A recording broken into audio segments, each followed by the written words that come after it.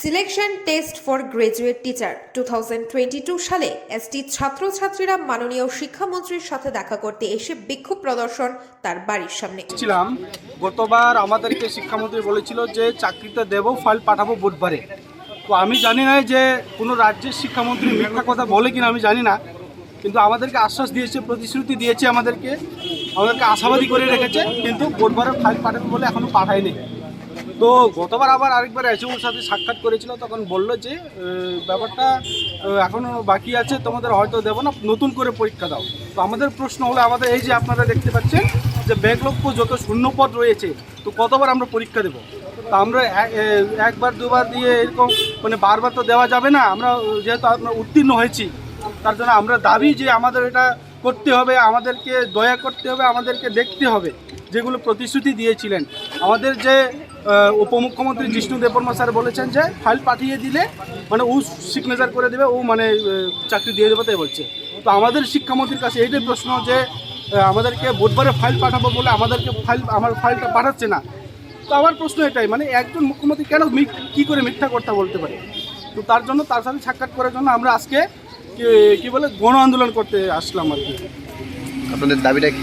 আমাদের দাবি হচ্ছে আমাদের যে এসটিজিটি 2022-এ যে কোয়ালিফাইড ক্যান্ডিডেটের যে ব্যাকলগ পোস্ট রয়েছে, শূন্যপদ রয়েছে, ওগুলি পূরণ করে দেওয়ার জন্য আমরা আজকে এসেছি। আবার সকল ছাত্রছাত্রীদের সাথে নিয়োগ করতে হবে। জবাব মারো নাই, খালি চাওয়া আপনি জবাব মারো নাই, জবাব চলে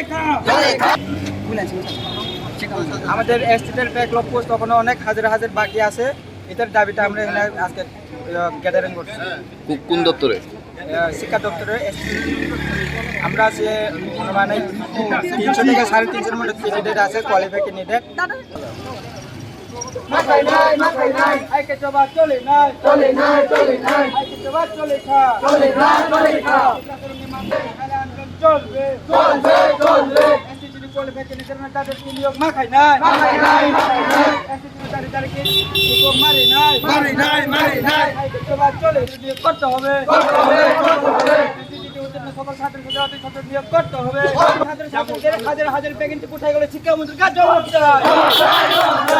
ছাত্রছাত্রীদের হাজার হাজার ভ্যাকেন্সি কোথায় গেলে শিক্ষামন্ত্রীর কাছে জবাব চাই।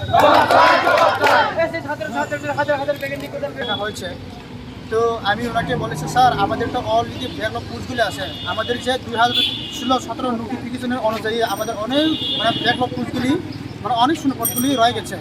তো স্যার আপনি আমরা চাইলে একটু মানে এই বছরে যারা কোয়ালিফাই হয়েছে যারা এসটি বাইবলরা, তাদেরকে সবাই একসাথে নিয়োগ করার জন্য। তো উনি বলেছে না, এটা তো কোনো রুল নাই, এডুকেশন ডিপার্টমেন্টে এরকম কোনো রুল নাই, এর কথা বলেছে।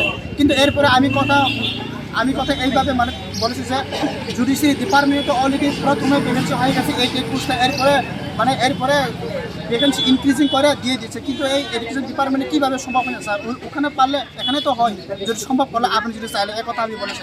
এরপরে উনি বললো যে না, এই ব্যাপারে আমি কিছু জানেন, এটা আলগা ডিপার্টমেন্ট। কিন্তু এডুকেশন ডিপার্টমেন্টে তোমাদের যে এসটি পরীক্ষার সময় যে তোমাদের ব্যাকলগ মানে তোমাদের যে পোস্ট ভ্যাকেন্সি হয়েছে 230টা, এই 230টার মধ্যে তোমরা সবাই পাবে।